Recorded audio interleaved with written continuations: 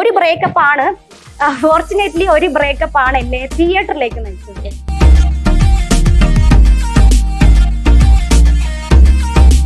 അപ്പോ തിയേറ്ററിലേക്ക് പോയി.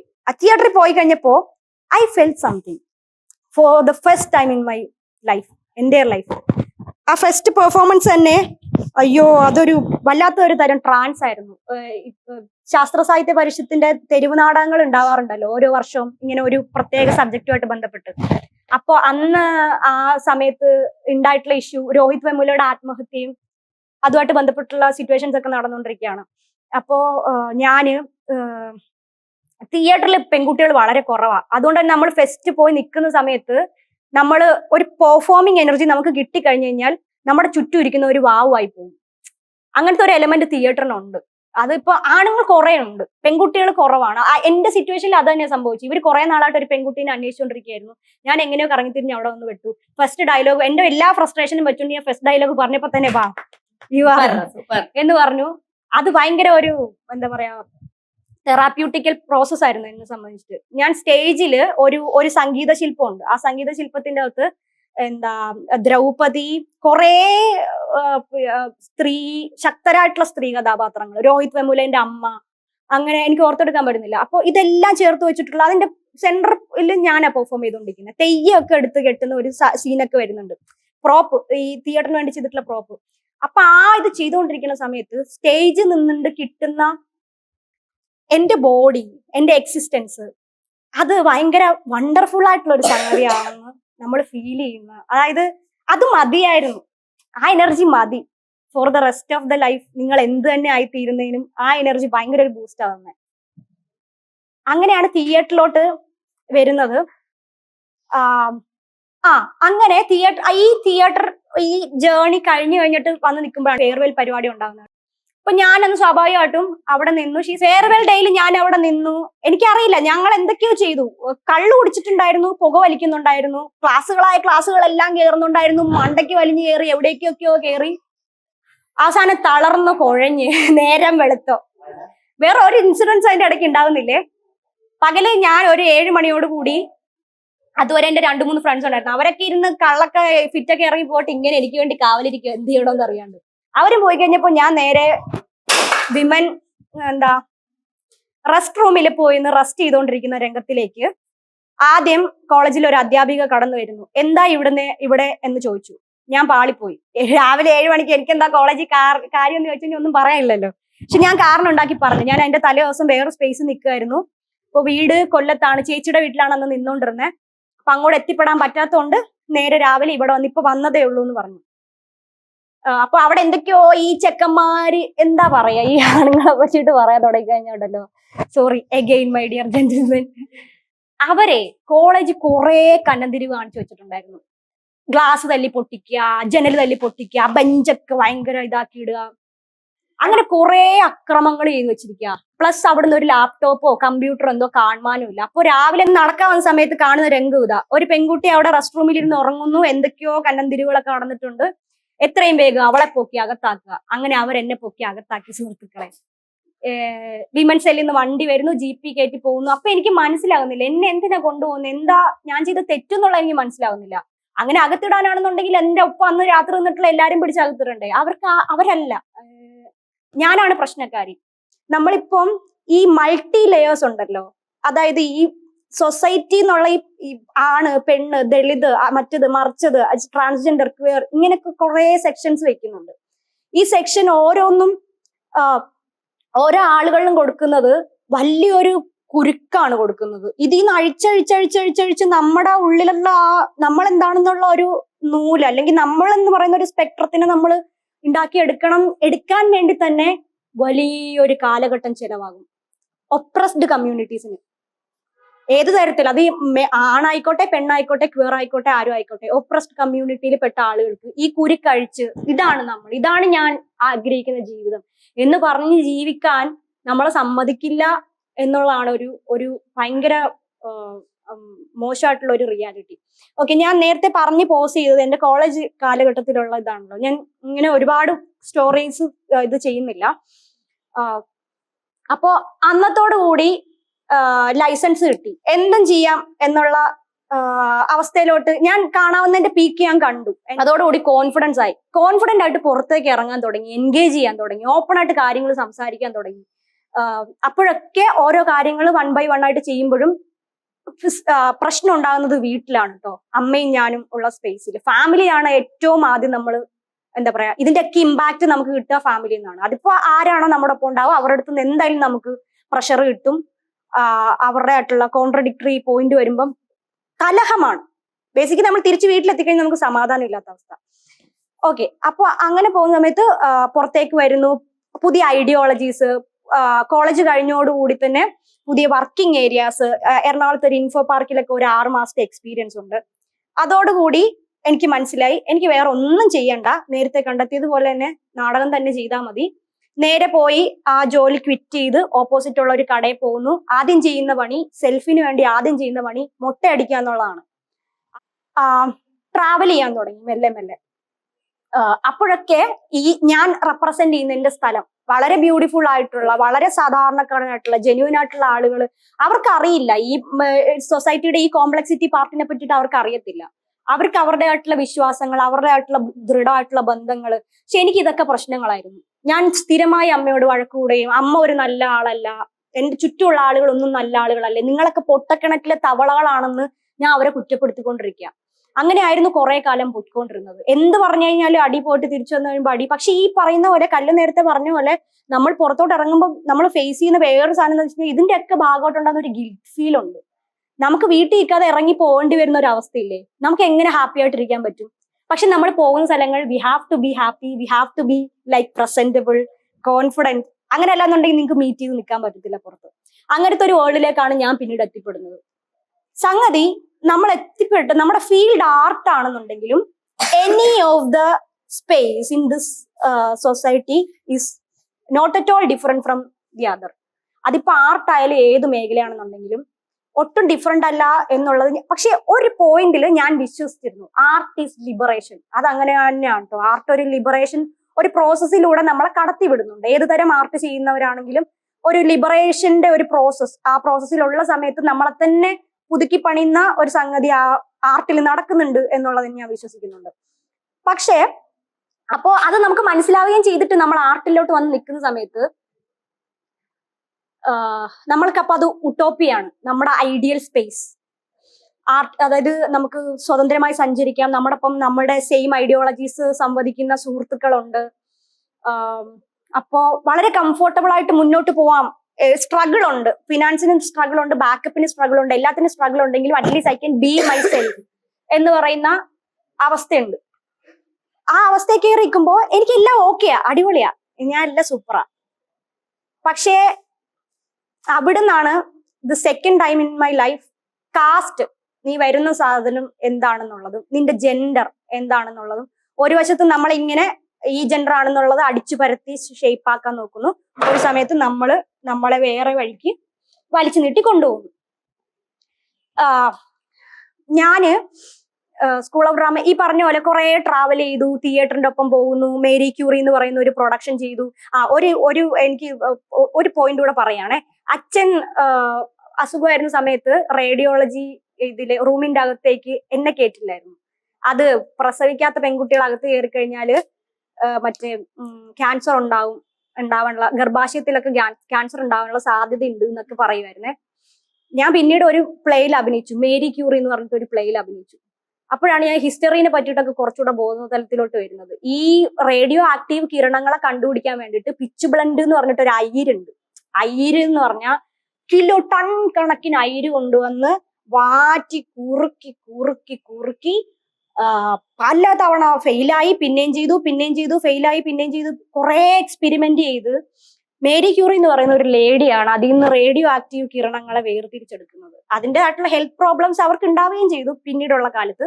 പക്ഷെ ഇപ്പോ ഇന്നത്തെ കാലത്ത് അത് അഡ്വാൻസ് ടെക്നോളജി വന്നിട്ട് ഒരു പെൺകുട്ടിയുടെ അടുത്ത് പറയാണ്, ഒരു സ്ത്രീ കണ്ടുപിടിച്ച ഒരു എലമെന്റ് ആട്ടോ, ആ എലമെന്റ് വന്നു കഴിഞ്ഞാൽ നിങ്ങൾക്ക് ഗർഭം ഉണ്ടാവില്ല എന്ന് പറയണ ഒരു കോയിൻസിഡന്റ് ആയിട്ട് ഞാൻ പറയാം കേട്ടോ. മേരി ക്യൂറിയിലോട്ട് പാർട്ടായി വന്ന സമയത്താണ് മേരി ക്യൂറിയാണ് ശരിക്കും ഒരു ക്ലാരിറ്റി ലൈഫിൽ ഉണ്ടാക്കി തന്നത്.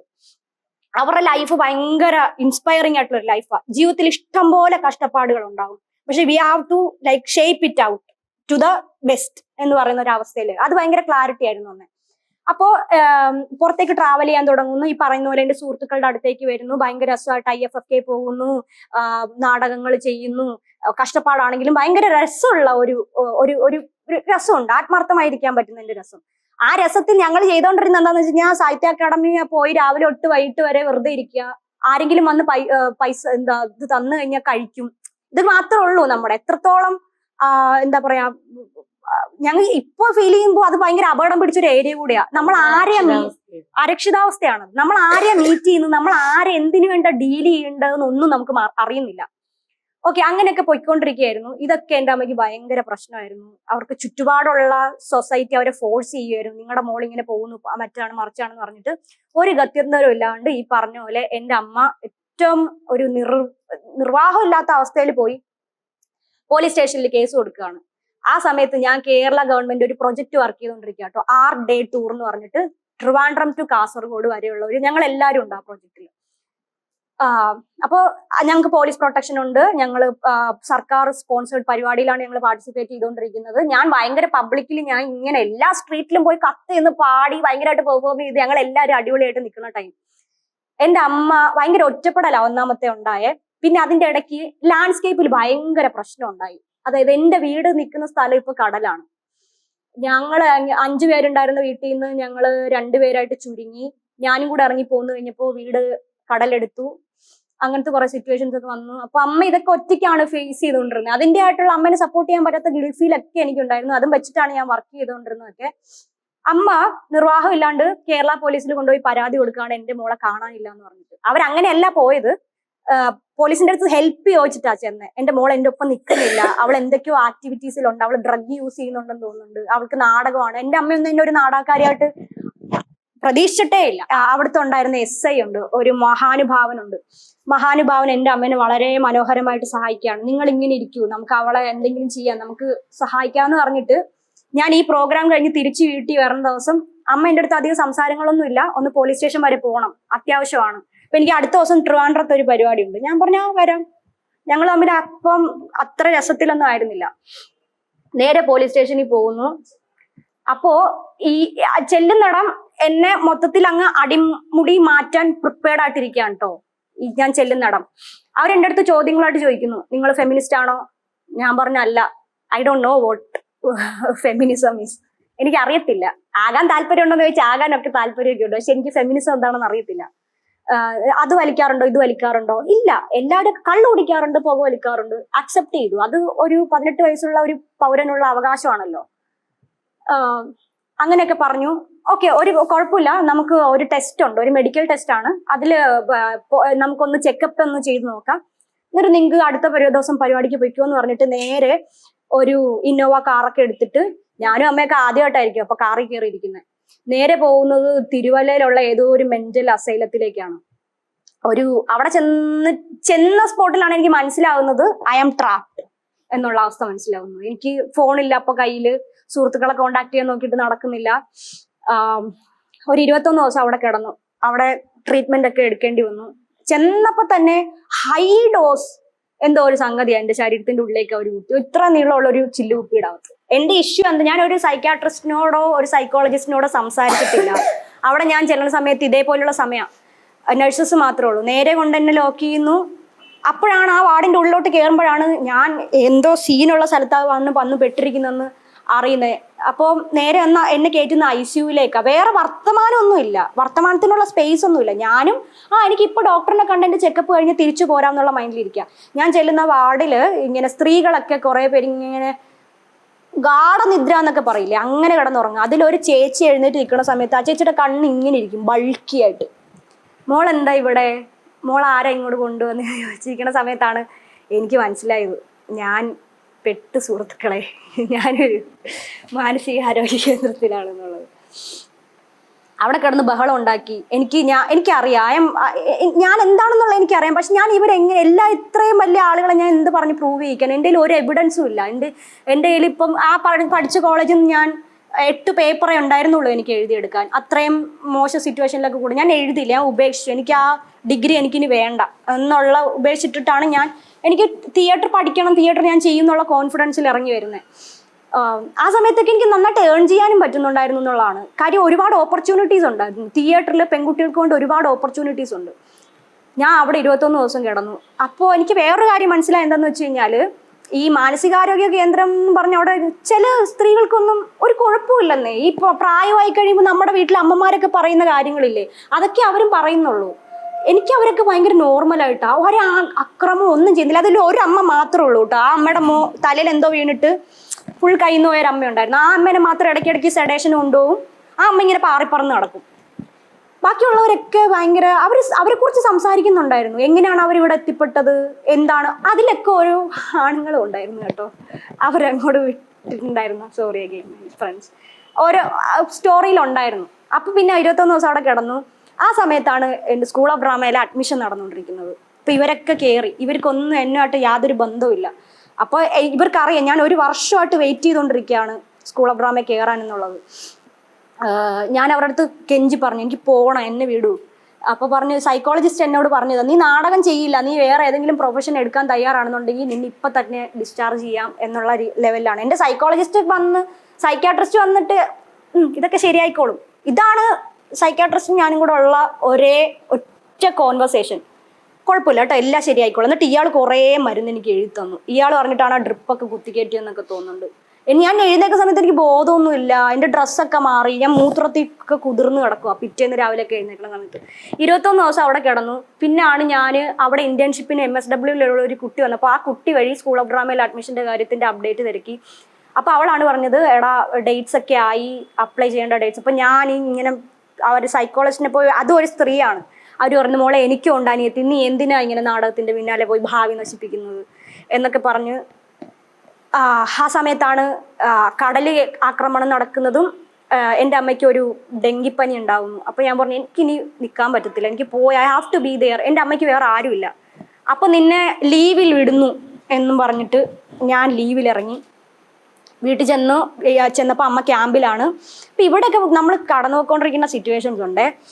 ഇത് പാർട്ടി ഗ്രാമമാണ് എൻ്റെ സ്ഥലം. പക്ഷെ ആ പാർട്ടി ഗ്രാമമാണ്, മെഡിക്കൽ കോളേജാണ്, വണ്ടാനം മെഡിക്കൽ കോളേജ്. ആ മെഡിക്കൽ കോളേജിൻ്റെ ഒരു ബിൽഡിങ്ങിലാണ് നമ്മൾ അത്രയും വീട് പോയിട്ടുള്ള ആളുകളെ താമസിപ്പിച്ചിരിക്കുന്നത്.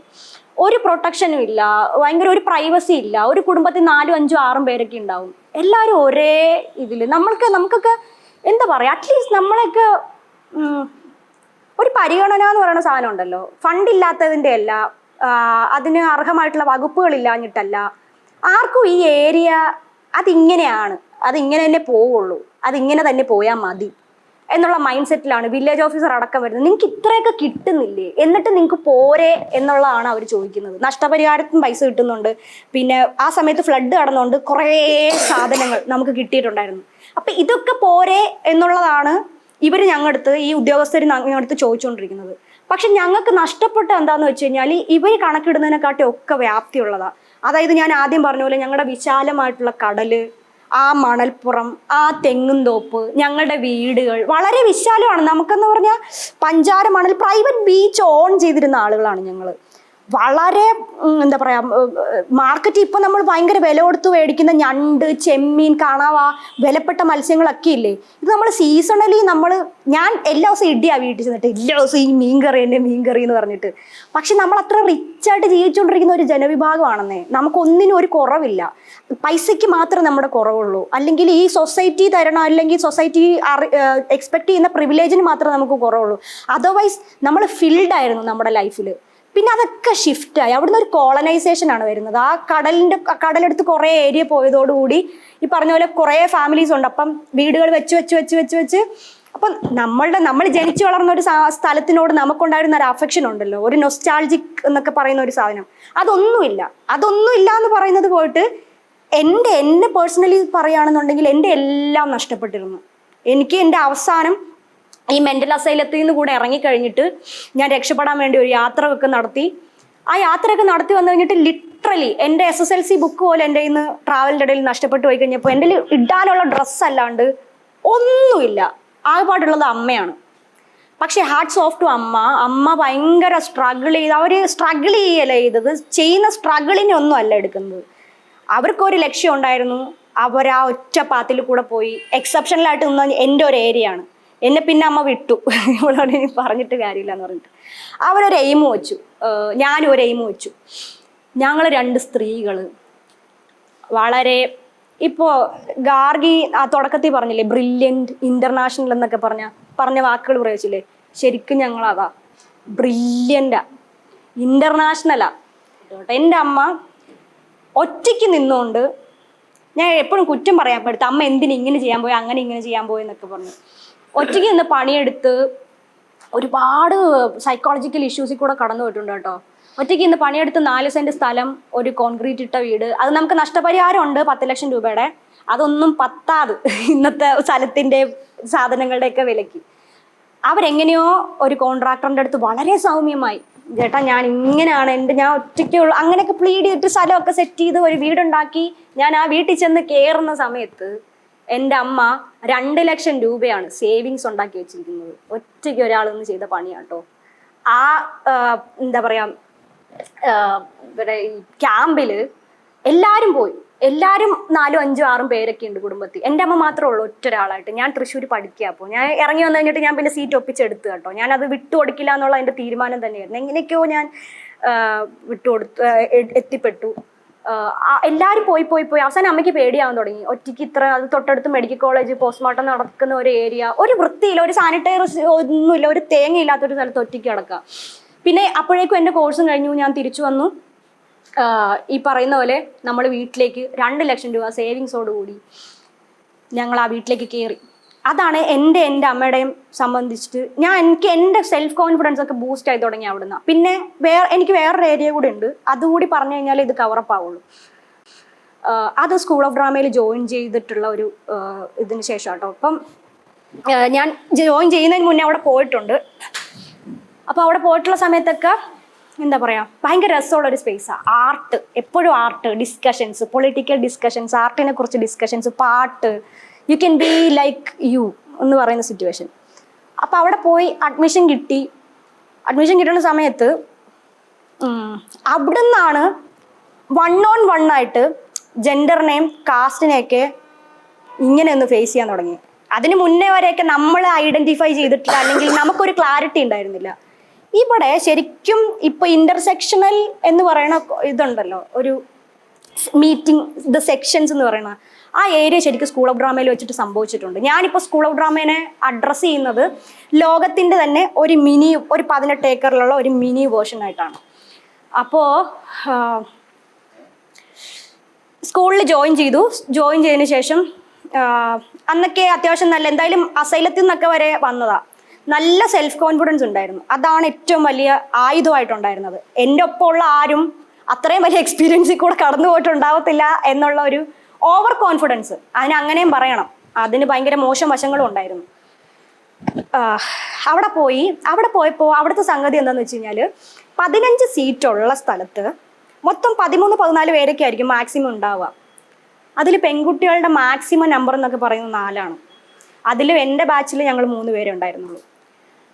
അപ്പോൾ മെജോറിറ്റി ആണുങ്ങളുള്ള ഒരു മെയിൽ സ്പേസാണ് സ്കൂൾ ഓഫ് ഡ്രാമ എന്ന് പറയുന്നത്. ഒരു ആർട്ട് ഇൻസ്റ്റിറ്റ്യൂഷൻ ആയതിൻ്റെ എല്ലാ സ്വാതന്ത്ര്യവും എല്ലാ ബ്യൂട്ടിയും ആ സ്ഥലത്തിനുണ്ട്. പക്ഷേ അവിടെ ചെന്ന് നിൽക്കുന്ന സമയത്ത് ആണുങ്ങൾക്ക് ഹോസ്റ്റലിന് വേറെ റെസിഡൻഷ്യലാണ്. ആ ക്യാമ്പസിൽ തന്നെ നമ്മുടെ സ്റ്റുഡിയോ തിയേറ്റർ ഉണ്ട്, നമ്മുടെ ഡിപ്പാർട്ട്മെൻ്റ് ഉണ്ട്, ബോയ്സിനും ഗേൾസിനും ഹോസ്റ്റൽസ് ഉണ്ട്. അപ്പോൾ ഞാൻ ഏത് ഹോസ്റ്റലിൽ ഫിക്സ് ആകും എന്നുള്ളത് എനിക്കൊരു കൺഫ്യൂഷൻ ആയിരുന്നു. I am not a woman. ആ പീരീഡിൽ, ആ മൊമെന്റിൽ എനിക്ക് കാര്യം അത്രയും നാൾ വന്നിരുന്ന എൻ്റെ ലൈഫ് അങ്ങനെ, അതാ എന്നെ പഠിപ്പിച്ചിട്ടുള്ളത്. ഞാൻ പെണ്ണായിരുന്നിട്ട് എനിക്ക് ഒന്നും ചെയ്യാനും ഇല്ല, ഒന്നും എനിക്ക് നേടാനും പറ്റത്തില്ല. I have to be like powerful like a man. അതെൻ്റെ സാധ്യതകളെ വേറെ രീതിയിൽ തുറക്കുകയും കൂടെ ചെയ്തിട്ടുണ്ട്. ഞാൻ വീക്കായിട്ടുള്ള സാധനങ്ങളൊന്നും ഞാൻ എടുക്കാറില്ല. ഞാൻ പെട്ടെന്ന് വീക്ക് ആവത്തില്ല. ഞാൻ പെയിനിനെ സഹിക്കാൻ തുടങ്ങി, എന്താ പറയുക, സ്ട്രോങ് ആവാൻ തുടങ്ങി, സ്ട്രോങ് ലൈക്ക് എ മാൻ. അവിടെ പോയി നിന്നതിന് ശേഷം ഈ പറയുന്ന പോലെ കോമ്പീറ്റിംഗ് ആണ് മെയിൽ ഫീമെയിൽ സ്പേസ് എന്നുള്ള സാധനത്തിൽ. അതിൽ കോമ്പീറ്റ് ചെയ്ത് I literally became like a മാൻ. ശരിക്കും ഞാൻ ഇപ്പോൾ ഇവള് പറഞ്ഞില്ലേ ബോഡി ഫിസിക്കൽസ് ആണ് പറയുന്നില്ലേ, ഇതിലൊന്നും ഒരു കഥയില്ല കേട്ടോ. എന്നെ കാണുന്ന സമയത്ത് അയ്യോ ഇത്രയൊക്കെയുള്ള മെലിഞ്ഞിരിക്കുന്നു എന്ന് പറയുന്ന സാധനമാണ് ഞാൻ എൻ്റെ ലൈഫിൽ കേട്ട് എനിക്ക് നമുക്ക് സ്വയം വെറുത്തു പോകും നമ്മൾ. ഞാൻ എൻ്റെ കൈയൊക്കെ കണ്ടു കഴിഞ്ഞാൽ തന്നെ ഉണക്കമീനൊക്കെ പോലെ ഇരിക്കുന്നു എന്നൊക്കെയാണ് ചങ്ങായിമാർ പറഞ്ഞ് കളിയാക്കിക്കൊണ്ടിരുന്നത്. ഭയങ്കര സങ്കടമൊക്കെ വരും. ഞാൻ എന്താ വണ്ണം വെക്കാത്തതെന്നൊക്കെ ചോദിച്ചിട്ട്. വണ്ണം വെക്കാത്തത് എന്തുകൊണ്ടാന്ന് വെച്ച് കഴിഞ്ഞാൽ I was burning my energy to become like a man. ഞാൻ അത്രയും പണിയെടുത്തോണ്ടിരിക്കുകയാണ്. ഞാൻ ഒരാൾക്ക് വേണ്ടിയുള്ള പണിയല്ല എടുത്തോണ്ടിരിക്കുന്നത്. ഞാൻ ചിലപ്പോൾ 10 വേറെ പണി ഞാൻ ഒരുമിച്ചെടുക്കും. ഞാൻ ലൈറ്റ് കെട്ടാൻ മോളിൽ കയറുന്നു, ലൈറ്റ് കെട്ടുന്നു. ഞങ്ങളുടെ പ്രൊഡക്ഷൻ സീൻ, നമ്മൾ സ്റ്റുഡൻസ് ആയിരിക്കുന്ന സമയത്ത് പ്രൊഡക്ഷൻസ് ചെയ്യണം. ഒരാള് 2 നാടകങ്ങൾ ഡയറക്റ്റ് ചെയ്യാനുണ്ട്. അപ്പം അതിൻ്റെ ഇടയ്ക്ക് കൊറോണ ഒക്കെ വന്നു പോയേ. ഇപ്പം ഞങ്ങൾക്ക് ഒരു പ്രൊഡക്ഷൻ ചെയ്യാൻ പറ്റിയില്ല. അപ്പം ഞങ്ങളുടെ ഫൈനൽ പ്രൊഡക്ഷനിൽ ഞങ്ങൾ എത്തി നിൽക്കുവാണ്. ഞാൻ 2 നാടകങ്ങളിൽ ആക്ട് ചെയ്യുന്നുണ്ട്. അപ്പോൾ ഓടി നടന്നിങ്ങനെ പണി എടുക്കുന്നുണ്ട്. പക്ഷെ നമ്മൾ ഈ എടുക്കുന്ന പണിക്ക് നമുക്ക് കിട്ടുന്ന റെസ്പെക്റ്റ് ഉണ്ടല്ലോ, ഒരാൾ പോലും അങ്ങനെ ചിന്തിക്കുന്നില്ല എന്നുള്ളതാ റെസ്പെക്ട്. നിങ്ങളിത് ചെയ്യാൻ, നിങ്ങൾ അത് അറ്റംപ്റ്റ് ചെയ്യുന്നു, അല്ലെങ്കിൽ നിങ്ങളിത് ചെയ്യുന്നു, അങ്ങനത്തെ ഒരു ചിലപ്പോൾ ഒരു ആ ഗ്രൂപ്പിന്റെ ഒക്കെ ഒരു പ്രശ്നമായിരിക്കാം മേ ബി. പക്ഷെ ഞാനത് പുറത്തിറങ്ങി കഴിഞ്ഞിട്ടും അനുഭവിച്ചിട്ടുണ്ട്. മെല്ലെ മെല്ലെ ഇങ്ങനെ അണ്ടർസ്റ്റാൻഡിങ് കുറയുന്നു.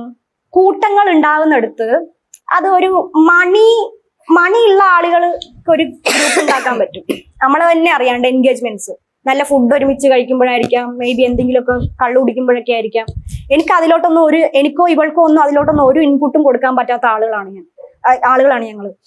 ആ സമയത്തൊക്കെ സെൽഫായിട്ട് നിന്ന് സെൽഫ് ലേണിംഗ് എല്ലാം ഞങ്ങൾ വീട്ടുകാരെ ഒന്നും അറിയിച്ചിട്ടില്ല ഈ സ്കൂളിൽ പഠിക്കുന്ന സമയത്തൊക്കെ. അപ്പൊ പ്രകടമായിട്ട് ഇത് ഫീൽ ചെയ്യാൻ തുടങ്ങി. ഈ കൂട്ടുകാരിൽ നിന്നുള്ള വേർതിരിവ് ഭയങ്കരമായിട്ട് ഫീൽ ചെയ്യാൻ തുടങ്ങി. ഏറ്റവും അടുത്തുള്ള സുഹൃത്തിന്റെ അടുത്ത് പോലും എന്റെ ജെൻഡർ ന്യൂട്രാലിറ്റി എന്താണെന്നുള്ളത് എനിക്ക് ക്ലാരിറ്റി ചെയ്യാൻ പറ്റുന്നില്ല. എന്നെ ഇനി പെണ്ണ് എന്ന് വിളിച്ചു കഴിഞ്ഞാല് ഞാൻ പൊട്ടിക്കും. ഞാൻ ഇനി എന്താ പറയാ, ഞാനിനി പെണ്ണല്ല എന്ന് പറയാൻ ഞാൻ എന്താണ് ഈ ചെയ്യേണ്ടതെന്ന് ചോദിച്ചിട്ട് പൊട്ടിത്തെറിച്ചിട്ടുണ്ട്.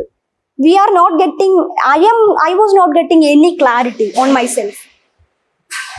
കാരണം ഇതിന് മുകളിൽ ഇങ്ങനെ കുറെ പ്രഷർ കിടക്കുക. ആൺകുട്ടികൾക്ക് കുറച്ചുകൂടി അവരുടെ എന്താ പറയാ കമ്മ്യൂണിക്കേഷൻസ് ക്ലിയർ ആയിട്ട് പോകുന്നു. എന്റെ കമ്മ്യൂണിക്കേഷൻ ക്ലിയർ ആവുന്നില്ല, അവർക്ക് കിട്ടുന്നില്ല ഞാൻ എന്താ ഉദ്ദേശിക്കുന്നത്, ഞാൻ എന്താണ് ചെയ്യാൻ ശ്രമിക്കുന്നത് എന്നൊക്കെ ഉള്ളത്. അപ്പോഴാണ് ഞാൻ മെല്ലെ മെല്ലെ ചിന്തിച്ചു തുടങ്ങിയത്, ഓക്കെ, ഈ ആർട്ട് സ്പേസിൽ ഇരിക്കുന്ന നിനക്ക് ഏറ്റവും കംഫർട്ടബിൾ ആയിട്ട് സംസാരിക്കാൻ പറ്റുന്ന ഇവരാരും ഇതിനെ പറ്റിയിട്ട് അവയർഡ് അല്ല. ഇവർക്ക് ആർക്കും ഇതിനെ പറ്റിയിട്ട് ഒരു ധാരണ അറിയില്ല. ഞാൻ പോലും അത് ഉണ്ടാക്കി വരുന്നതേ ഉള്ളൂ. So you have to learn first. നമുക്ക് ഇങ്ങനെ മെല്ലെ മെല്ലെ പഠിച്ചെടുത്തത് സോർട്ട് ഔട്ട് ചെയ്യാനേ പറ്റുള്ളൂ. പിന്നെ ആ സമയത്താണ് കാസ്റ്റും, പിന്നാണ് എനിക്ക് ഇതിന്റെ ഹോൾ തിങ് എന്താണെന്ന് മനസ്സിലായത്. ഇപ്പോ ഞാൻ ഒരു വെൽ സെറ്റിൽ ഫാമിലി നിന്ന് വരികയാണെന്നുണ്ടെങ്കിൽ എനിക്ക് ഈ പറഞ്ഞ ഒരു ഡിഫിക്കൽട്ടീസിനെ ഫേസ് ചെയ്യേണ്ടി വരില്ലായിരുന്നു. I can concentrate on my work. എനിക്ക് അതിൽ തന്നെ എന്നെ പോളിഷ് ചെയ്തുകൊണ്ടിരിക്കാം. പക്ഷെ ഇവിടെ എന്ന് പറഞ്ഞാൽ ഈ മൾട്ടി ലെയേഴ്സ് കിടക്കുവാണ്. വീട്ടിൽ നിന്നുള്ള പ്രാരാബ്ദം, മറ്റേ ജെൻഡർ വൈസ് സാധനങ്ങൾ വേറെ, കാസ്റ്റ് വൈസ് വരുന്ന സാധനങ്ങൾ വേറെ. ഓരോ ദിവസം മീറ്റ് ചെയ്യുന്ന ഡിഫിക്കൽട്ടീസിന്റെ ക്രൈറ്റീരിയ തന്നെ എൻറ്റയർലി ഡിഫറെന്റ് ആണ്. അപ്പം ഒരു തരത്തിൽ നമുക്ക് തുല്യപ്പെടുത്തി വെക്കാൻ പറ്റത്തില്ല. അവിടെ ഒരു ആൺകുട്ടി ചെയ്യുന്ന പ്രവൃത്തിനെയും ഞാൻ ചെയ്യുന്ന പ്രവൃത്തിനെയും ഈക്വൽ ആയിട്ട് കാണാൻ ഡിഫറെന്റ് തന്നെയാണ്. And I was putting so much energy than the other person. എന്നാൽ എനിക്ക് അവിടെ നിന്ന് എന്തെങ്കിലും കിട്ടുന്നുണ്ടോന്ന് വെച്ച് കഴിഞ്ഞാൽ കിട്ടുന്നുണ്ട്, എക്സ്പീരിയൻസ് കിട്ടുന്നുണ്ട്. എന്താ പറയാ, എനിക്ക് ഭയങ്കരമായിട്ട് എക്സ്പീരിയൻസ്ഡ് ആയി. ഞാൻ അങ്ങനെ ഓടി നടന്ന് വർക്ക് ചെയ്യാൻ ഞാൻ ഉദ്ദേശിച്ച കാര്യങ്ങൾ എനിക്ക് കിട്ടി. ബേസിക്കലി ആക്ടിങ് ചെയ്യണം എന്നുള്ളത് പാഷനിൽ പോയി 2 ക്യാരക്ടേഴ്സ് ചെയ്യാൻ പറ്റി, സ്വന്തമായിട്ട് പ്ലേ ചെയ്ത് എങ്ങനെയാണ് ഔട്ട് വരുന്നതെന്ന് മനസ്സിലാക്കാൻ പറ്റി, ലൈറ്റ് ടെക്നിക്കലി ഫിസിക്കലി നടന്ന് വർക്ക് ചെയ്യാൻ പറ്റി. അതിനൊക്കെ എനിക്ക് കൊടുക്കേണ്ടി വന്നിട്ടുള്ളത് എൻ്റെ ഈ മെന്റൽ ഹെൽത്തിന്റെ, എൻ്റെ ഫിസിക്കൽ ഹെൽത്തിന്റെ ആണ് കുറെ ബേൺ ഔട്ട് ആയി പോയിക്കൊണ്ടിരുന്നത്. എൻഡിൽ വന്നപ്പോഴത്തേക്ക് എനിക്ക് മനസ്സിലായി ഇത് ഒരു സിമ്പിൾ കാര്യമൊന്നും അല്ല. ഞാൻ കുറെ ഇങ്ങനെ എനിക്ക് തോന്നി തുടങ്ങിയ കാര്യങ്ങൾ അഡ്രസ് ചെയ്യാൻ ശ്രമിക്കുന്ന സമയത്ത് എൻ്റെ ഒപ്പമുള്ള ആളുകൾ എന്നെ നെഗ്ലക്ട് ചെയ്യാനുണ്ടായത്. എൻ്റെ ഒപ്പമുള്ള എസ്പെഷ്യലി ആൺകുട്ടികൾ നെഗ്ലക്ട് ചെയ്യാനുണ്ടായത്. പിന്നെ അവിടുന്ന് ഒരു കംഫർട്ട് സോൺ കണ്ടെത്തി ഓപ്പൺ അപ്പായി സംസാരിച്ചു തുടങ്ങുന്നത് കല്ലും ഞാനും കൂടെ ഉള്ള സ്പേസിലും. ഞങ്ങൾ പിന്നെ അവിടെ നിന്നാണ് ഞാൻ കുറേം കൂടി സ്ത്രീകളുടെ വേർത്ത് മനസ്സിലാക്കാൻ തുടങ്ങിയത്. ഞാൻ ഇങ്ങനെ സ്ത്രീകളെ വെറുക്കേണ്ട ആവശ്യമൊന്നുമില്ല. I don't have to become like a man. കാര്യം ഞാൻ അറിയാണ്ട് തന്നെ അഗ്രഷനും വയലൻസും ഞാൻ എന്റേതല്ലാത്ത കുറെ സാധനങ്ങളും കൂടെ ഞാൻ എൻ്റെ ഒപ്പം ബിൽഡ് ചെയ്യുന്നുണ്ടായിരുന്നു. ജഡ്ജ്മെന്റിലാവുക, ഭയങ്കര മോശം ടോക്സിക് ആയിട്ടുള്ള ബിഹേവിയർ ഞാൻ തന്നെ ഡെവലപ്പ് ചെയ്യാൻ തുടങ്ങി. അതൊക്കെ ആ 3rd ഇയറോട് കൂടിയാണ് മനസ്സിലായത്. ഓക്കെ, പിന്നെ അവിടുന്ന് ഒരു താങ്ക്സ് ടു ദ കൊറോണ ഒരു ഷട്ട് ഡൗൺ വന്നപ്പോൾ കുറെ സമയം കിട്ടി. ഭയങ്കര ഡിപ്രസീവ് ആയിരുന്നു ആ സമയത്തുള്ള കാലഘട്ടം. പക്ഷെ ഓരോ കാര്യങ്ങളായിട്ട് ഇങ്ങനെ മനസ്സിലാക്കാൻ പറ്റും എന്താണ് നമ്മുടെ ലൈഫ്, നമ്മൾ എന്താണ്, നമ്മൾ അതിനു വേണ്ടി ഇറങ്ങിത്തിരിക്കുന്ന സമയത്ത് എന്തൊക്കെ ഡിഫിക്കൽട്ടീസ് നമുക്ക് ഉണ്ടാവുന്നു, അതൊക്കെ എല്ലാവർക്കും അറിയാലോ. നമ്മുടെ ലൈഫിൽ നമ്മൾ എല്ലാവരും ഇങ്ങനെ ഓരോരോ ഘട്ടങ്ങളിൽ കൂടെ കടന്നു വരുന്നവരാണ്. പക്ഷെ എനിക്ക് ഇതിനകത്ത് മനസ്സിലായത്, നമുക്ക് എത്രത്തോളം ട്രബിൾ ഉണ്ടാകുന്നു, നമുക്ക് അതിനൊന്ന് സോർട്ട് ഔട്ട് ചെയ്യാൻ പറ്റുമെങ്കിൽ വി ക്യാൻ ബി സ്കിൽഫുൾ. ഞാൻ അതാണ് എൻ്റെ ലൈഫിൽ നിന്ന് പഠിച്ചത്. ഇപ്പോൾ അതിനുശേഷം ഞാനൊരു എന്താ പറയാ പ്ലേ ഒക്കെ ഒരുപാട് ചെയ്തു. കക്കുകളി എന്ന് പറഞ്ഞിട്ടുള്ള കോൺട്രവേഴ്സ്യൽ ആയിട്ടുള്ള ഒരു ഇതില് സെൻട്രൽ ക്യാരക്ടർ ഞാനായിരുന്നു. എൻ്റെ മാരേജ് കഴിഞ്ഞു. മാരേജ് ഞങ്ങൾ ചെയ്തത് പാപ്പിസോർ എന്ന് പറഞ്ഞ പ്രൊഡക്ഷനിലായിരുന്നു, 2 പേരുള്ള പ്രൊഡക്ഷന്. പിന്നെ അങ്ങനെ ഡയറക്റ്റ് ചെയ്യുന്നുണ്ട്. തിയേറ്ററിൽ ഇപ്പൊ എന്നെ അറിയാം. എനിക്കും കല്ലൂനൊക്കെ അത്യാവശ്യം ഞങ്ങൾ ഫേമസ് ആയിട്ടുള്ള ആൾക്കാരാണ്. ഒരു കാര്യം കൂടി ഞാൻ കൂട്ടിച്ചേർത്തുകൊണ്ട് വൈൻഡപ്പ് ചെയ്യാം. ഇപ്പൊ ഈ ഞാൻ പിന്നീട് ചെയ്ത വർക്കിലൊക്കെ ഞാൻ അത്രയും നാൾ എടുത്തോണ്ടിരുന്ന എഫേർട്ട്, ഞാൻ അത്രയും നാൾ ബേൺ ചെയ്തുകൊണ്ടിരുന്ന എൻ്റെ ഫിസിക്കൽ അതൊക്കെ എനിക്ക് തിരിച്ചിങ്ങോട്ട്, ഞാൻ ഇൻപുട്ട് കൊടുത്തതൊക്കെ എനിക്ക് തിരിച്ചു കിട്ടാൻ തുടങ്ങി. ഞാൻ വളർത്തിയെടുത്ത എൻ്റെ സ്കില്ലിന്റെ ഗുണങ്ങൾ എനിക്ക് തിരിച്ചു കിട്ടാൻ തുടങ്ങി. കക്കുകളിയൊക്കെ ചിലപ്പോൾ കണ്ടിട്ടുള്ളവർക്ക് അറിയാം. അതിൻ്റെ അകത്ത് ഭയങ്കര എക്സ്ട്രീം എനർജിയിൽ നിന്ന് കളിച്ചു പോകേണ്ട ഒരു സംഗതിയാണ്. ഒരു 1.25 മണിക്കൂർ പ്ലേയിൽ 1 മണിക്കൂർ ഞാൻ തന്നെ നിന്നിട്ട് കുറെ ഫിസിക്കൽ ആക്ടിവിറ്റീസ് ഉണ്ട്. അപ്പോൾ അതിനു വേണ്ടി അത്രയും 1 മണിക്കൂർ പതറാതെ ഭയങ്കര എനർജിയിൽ നമ്മളെ എന്താ പറയാ പെയിൻ എന്ന് പറയുന്ന സാധനങ്ങളൊക്കെ ഇതാക്കിയിട്ട് നമ്മൾ അത്രയും സ്ട്രോങ് ആക്കി. എൻ്റെ ഇത്രയും എക്സ്പീരിയൻസസ് അതിന് അപ്രിസിയേഷൻ കിട്ടാൻ തുടങ്ങി, ആളുകൾ അംഗീകരിക്കാൻ തുടങ്ങി. എന്തുവാ അതിനുശേഷം ഈ പറഞ്ഞില്ലേ ഇപ്പൊ ഇത്രയും പ്രശ്നങ്ങളൊക്കെ പറഞ്ഞില്ലേ, അതിന്റെ ഇപ്പുറത്തെ വശം വരാൻ തുടങ്ങി. അതായത് നല്ല നല്ല വശങ്ങൾ, ഇത്രയും നാള് കൊടുത്തതിന്റെ എല്ലാത്തിന്റെയും തിരിച്ചു കിട്ടലുണ്ടായി. അമ്മയായിട്ട് ബെറ്റർ അണ്ടർസ്റ്റാൻഡിങ് ഉണ്ടായി. ഈ കക്കുകളി എന്ന് പറയുന്ന പ്ലേ തന്നെ ഒരു കടൽ തീരമായിട്ട് ബന്ധപ്പെട്ടുള്ള ഒരു സംഗതിയാണ്. എൻ്റെ അമ്മയുടെ ലൈഫിനെ പോർട്രേ ചെയ്യുന്ന പോലെ തന്നെയാണ് എനിക്ക് ഫീൽ ചെയ്തത്. അമ്മ അത് കണ്ടിട്ട് കരഞ്ഞു. അപ്പൊ അമ്മയ്ക്ക് മനസ്സിലായി ഇവൾ അത് സെലക്ട് ചെയ്തതിലും ഒക്കെ ഇവൾ എന്തോ ചെയ്യുന്നുണ്ട്. ഇപ്പൊ Xi can do that thing എന്നുള്ള ഒരു കോൺഫിഡൻസിലോട്ട് വന്നു. അങ്ങനെ അങ്ങനെ ലൈഫ് ബെറ്ററായി ഇപ്പൊ വന്നുകൊണ്ടിരിക്കുന്നു. ഇപ്പൊ ബെറ്റർ എന്ന് പറഞ്ഞാൽ ഇപ്പൊ ഐ എം ലൈക്ക് ഇപ്പൊ എനിക്കറിയാം ഞാൻ എന്താണെന്നുള്ള അറിയാം. അത് ഞാൻ ഇപ്പൊ ഒരു ആണുമല്ല, ഞാനിപ്പോ ഒരു പെണ്ണുമല്ല. എന്റെ ജെൻഡർ ബയാസുകളൊക്കെ മാറിയിട്ടുണ്ട്. ഇവൻ ഞാൻ ഇപ്പോ റീസെന്റ് എന്റെ ഡെലിവറി ഒക്കെ കഴിഞ്ഞിട്ട് ഒരു 6 months ഒക്കെ ആയിട്ടുള്ളൂ. അപ്പൊ ആ ഒരു ടൈമിലാണ് ഞാൻ പിന്നെയും കുറച്ചുകൂടെ ഫെമിനിൻ ഒരു പെർസ്പെക്റ്റീവിൽ നിന്ന് ചിന്തിക്കാനും എനിക്കിപ്പോ ഞാൻ മനസ്സിലാക്കുന്ന കാര്യങ്ങൾ എന്താ പറയാ ഫീമെയിൽ സ്പേസുകൾ അല്ലെങ്കിൽ ഈ ഒപ്രസ്ഡ് കമ്മ്യൂണിറ്റീസിലുള്ള ഒപ്രഷൻ അനുഭവിച്ചിട്ടുള്ള ആളുകൾ ഒരുമിച്ചിരുന്ന് സംവദിക്കാൻ തുടങ്ങുന്ന ഇടമുണ്ടല്ലോ, അതാ ഞാൻ നേരത്തെയും പറഞ്ഞത്. അത് ഭയങ്കര ബ്യൂട്ടിഫുള്ളാ. പിന്നീട് ഇങ്ങോട്ട് വരുന്ന സമയത്തൊക്കെ ഇങ്ങനെ ഡിസ്കഷന് പോയിരിക്കുന്ന സമയത്ത് നമ്മൾ ഷെയർ ചെയ്യുന്ന സമയത്ത് നമ്മൾ ഹീലായിക്കൊണ്ടിരിക്കുക. അത് വേണം, അറ്റ്ലീസ്റ്റ് അതെങ്കിലും നമുക്ക് വേണം. അതെങ്കിലും നമ്മുടെ ഒപ്പമുള്ള ആളോട് ചെയ്യേണ്ട ഒരു എന്താ പറയാ കാര്യം നമുക്ക് അറിയില്ല. നമ്മൾക്ക് ചുറ്റും നടക്കുന്ന എന്താണെന്നുള്ളതിന്റെ കുറച്ച് മാത്രമേ, നമ്മളൊരു ബബിളിലല്ലേ ഓടിക്കൊണ്ടിരിക്കുന്നത്. അപ്പൊ അതിന് പറ്റിയിട്ടുള്ള ഒരു സ്പേസ് ആയിട്ടാട്ടോ ഇപ്പൊ ഗാർഗി ഇതിനെ ഇമാജിൻ ചെയ്യുന്നതല്ല, അതിനെ ഫ്രൂട്ട്ഫുൾ ആക്കാൻ ശ്രമിച്ചുകൊണ്ടിരിക്കുന്നത്. ഇങ്ങനെ ചേർന്നിരുന്ന് എന്താ ഇവിടെ വിശിഷ്ട വ്യക്തികളൊന്നും ഇല്ല. എനിക്ക് ഈ സ്പേസ് ഭയങ്കര പ്രഷ്യസ് ആയിട്ട് ഫീൽ ചെയ്യാണ്. കാര്യം ഐ ക്യാൻ ഓപ്പൺ അപ്പ് ആവാൻ പറ്റുന്നില്ലേ. അപ്പോ ഇതിന് എന്താ പറയാ എത്ര കോംപ്ലിക്കേറ്റഡ് ആണെന്നുണ്ടെങ്കിലും അതിനിപ്പുറത്തെ ഒരു വശമുണ്ട്. നിങ്ങൾ ട്രൂ ടു യുവർ സെൽഫ് ആണെന്നുണ്ടെങ്കിൽ നിങ്ങളുടെ ബാരിയേഴ്സിനെ നിങ്ങൾക്ക് പൊളിക്കാൻ പറ്റും. ഈ ഒപ്രഷൻ അല്ലാത്ത കുറെ ആളുകൾ ടീംസ് ഉണ്ടല്ലോ, ഹൈലി പ്രിവിലേജ്ഡ് ആയിട്ടുള്ള ആളുകൾ, അവര് വർക്ക് ചെയ്യുന്നതിനേക്കാൾ ഒക്കെ കൂടുതൽ കാര്യക്ഷമതയോടുകൂടി കാര്യങ്ങളെ നോക്കിക്കാണാനും വർക്ക് ചെയ്യാനും പറ്റും എന്നാണ് ഞാനിപ്പോൾ വിശ്വസിക്കുന്നത്. That's it.